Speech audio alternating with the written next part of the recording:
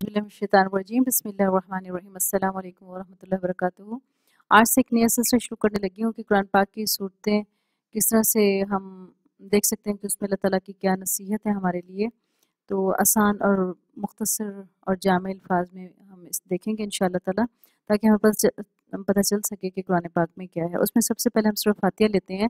सूरह फातिहा का मैंने पहले भी बताया है कि इसको अगर हम इसके अल्फाज हम किसी भी सूरत के अगर हम अल्फाज को नोट कर लें कि इसमें कितने लफ्ज़ हैं, कितने हरूफ हैं, और फिर उसको 10 से हम ज़रब दे दें तो हमें समझ आ जाएगी कि हम कितनी नेकियां उस सूरत को पढ़ने से कमा सकते हैं। तो खैर अब इसमें देखना यह है कि बेहतरीन दुआ सूरत फातिहा को हम बहुत ज़्यादा पढ़ते हैं और हर नमाज में पढ़ते हैं, और ये हमारे लिए बेहतरीन दुआ भी है। इसको अगर हम ऐसे दुआ लें तो भी बेस्ट है कि अगर हम कुछ भी समझ ना आ रहा हो तो सूरत फातिहा पढ़ लें, तो ये भी हमारे लिए अल्लाह की तरफ से तरबियत दी गई है हमें, और बताया गया है कि हम किस तरह से हम दुआ मांग सकते हैं। इसमें अल्लाह ताला की हम्दो सना भी है और अल्लाह ताला से मदद भी मांगते हैं। तो हम देख लेते हैं इसको लफ्ज़ी तर्जुमे के साथ, क्योंकि जब तक हमें कुछ भी हम पढ़ रहे हैं अगर उसका हमें तर्जुमा नहीं आता, हमें नहीं पता कि हम अल्लाह से मांग क्या रहे हैं, तो उस वक्त तक उसमें वो तासीर पैदा नहीं होती जो अल्लाह ताला के साथ एक कनेक्शन नहीं बनता जो बनना चाहिए। तो उस कनेक्शन को बनाने के लिए हमें थोड़ा जो भी हम अल्लाह ताला से मांगते हैं या जो भी सूरतें या दुआएं पढ़ते हैं उसका हमें तर्जुमा आना चाहिए। उसके लिए हम देखते हैं सूरत फातिहा को सबसे पहले। तो इसका हम देख लेते हैं, बिस्मिल्लाहिर्रहमानिर्रहीम। तो लफ्ज़ी तर्जुमा तो आप इसमें से देख लेंगे, मैं इसका तर्जुमा बता देती हूँ। अल्लाह के नाम से जो बहुत मेहरबान निहायत रहम करने वाला है, क्योंकि मैं अगर एक लफ्ज़ को बताऊंगी ना वीडियो बहुत लंबी हो जाएगी, जो बहुत मुश्किल हो जाएगा फिर इसको कवर करना। तो अल्हम्दुलिल्लाहि रब्बिल आलमीन, तमाम तारीफ़ें अल्लाह के लिए हैं जो तमाम जहानों का रब है। तमाम जहानों से मुराद अल्लाह ताला ने बहुत से जहान बनाए हैं, वो अल्लाह ही बेहतर जानते हैं कितने जहान बनाए हैं। और अल्लाह ताला फरमाते हैं कि मैं तमाम जहानों का रब हूँ, इसलिए तमाम तारीफ़ें भी अल्लाह ही के लिए हैं।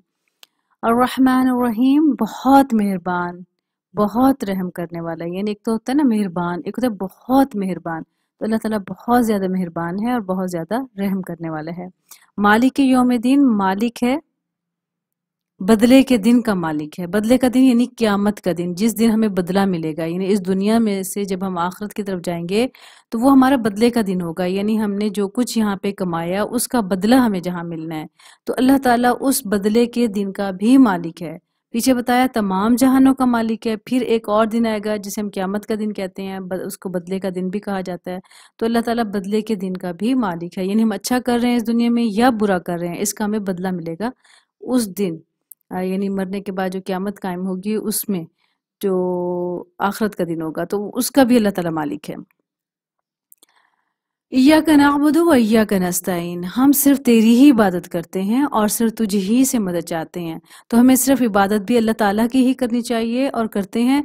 ये एक नफ्स की भी इबादत होती है। मैं थोड़ा सा मुख्तसर बता दूं, नफ्स ये होता है कि हमारा जो दिल चाहे हम करते हैं। तो हम जो दिल चाहे वो नहीं कर सकते, हम वही कर सकते हैं इस दुनिया में जो अल्लाह ताला ने हमें कह फरमा दिया, और नबी सल्लल्लाहु अलैहि वसल्लम की जो तालीमात हैं उसके मुताबिक ही हम अमल कर सकते हैं। और सिर्फ तुझे से ही मदद चाहते हैं, और हमें मुश्किल वक्त में सिर्फ अल्लाह ताला से ही मदद चाहनी चाहिए। ये और बात है, हम किसी से मशवरा ले सकते हैं तो वो मशवरे में आ जाएगी, किसी से मदद लेने की बात नहीं होगी। अगर हम किसी को कह दें कि हम अल्लाह के लिए कोई मदद कर दो, तो इसमें भी कोई हर्ज नहीं है। लेकिन असल जो मदद है हमें अपने अल्लाह से ही मिलती है। इहदिनस सिरातल मुस्तकीम, हमें सीधे रास्ते की हिदायत दे। हमें अपने लिए दुआ मांगनी चाहिए कि हमें अल्लाह ताला सीधे रास्ते की हिदायत दे। अल्लाह ताला फरमाते हैं एक जगह कि हिदायत मैं सिर्फ मांगने पर देता हूँ। जब इंसान मांगता है और तलबगार होता है तो तभी उसको हिदायत मिलती है, वरना ऐसे खामखा अल्लाह ताला कोई ना चाह रहा हो तो उसको हिदायत नहीं देते। तो हमें ये इसमें ये भी आ जाता है, इहदिनस सिरातल मुस्तकीम, हमें सीधे रास्ते की हिदायत दे। तो सीधा रास्ता कौन सा है? वही रास्ता जो हमारे नबी सल्लल्लाहु अलैहि वसल्लम ने हमें बता दिया, इस्लाम का रास्ता, वही सीधा रास्ता है जो कुरान ने हमें बता दिया। सिरात अल्लज़ीना अनअमता अलैहिम, उन लोगों का रास्ता जिन पर तूने इनाम किया। फिर साथ ही आगे वजाहत हो गई कि वो रास्ता सीधा है जिस पर चल के अल्लाह ताला, जब इंसान उस पर चलता है तो उसे अल्लाह ताला इनाम अता फरमाता है, इनामात अता फरमाता है, इनाम में जन्नत आ जाती है। उन लोगों का रास्ता जिन पर तूने इनाम किया, यानी अल्लाह ताला जिनसे राजी हो गया दुनिया में भी और आखिरत में भी, तो ये उनको इनाम मिल गया।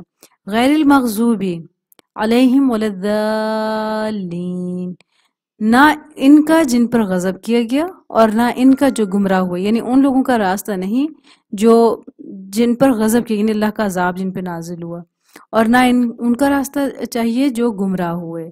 تو اس میں اللہ تعالیٰ نے بتا دیا کہ ہمیں کس طرح سے اللہ تعالیٰ سے مدد مانگنی ہے۔ اچھا یہاں پہ ایک تھوڑا سا یہ نقطہ تجوید کا سمجھ لیں کہ آخر میں غیر المغضوب علیہم ولا الضالین، اس میں بڑی مد ہے، تقریباً 5 الف کے برابر اس کو کھینچنا ہوتا ہے، اور 1 الف کی مقدار جو ہوتی ہے 1 انگلی کے کھولنے کے برابر ہوتی ہے۔ تو اپنے ہاتھ کی انگلیوں کو کھولیں نارمل طریقے سے، 5 انگلیاں جب کھل جاتی ہیں تو اس مقدار اس کو ہم نے کھینچنا ہے۔ یہ نماز میں بھی ہم نے اس کو کھینچنا ہے، اور غیر نماز میں جب ہم پڑھتے ہیں تب بھی اس کو ایسے ہم کھینچیں گے وَلَضَّالِّينَ، اس طرح سے اس کی ادائیگی ہوگی، ورنہ اس کے معنی بدل جائیں گے۔ تو ہمیں ساتھ ساتھ ان دعاؤں کو، ترجمے کو سیکھنے کے ساتھ ساتھ اس کی تجوید بھی تھوڑی سی بہت سیکھ لیں گے تاکہ روزمرہ زندگی میں ہم اس کو اپلائی کر سکیں۔ اللہ تعالیٰ ہمیں علم کے ساتھ عمل کرنے کی توفیق اور سعادت نصیب فرمائے اور پکا اور سچا مسلمان بنائے، آمین یا رب العالمین۔ السلام علیکم ورحمۃ اللہ وبرکاتہ۔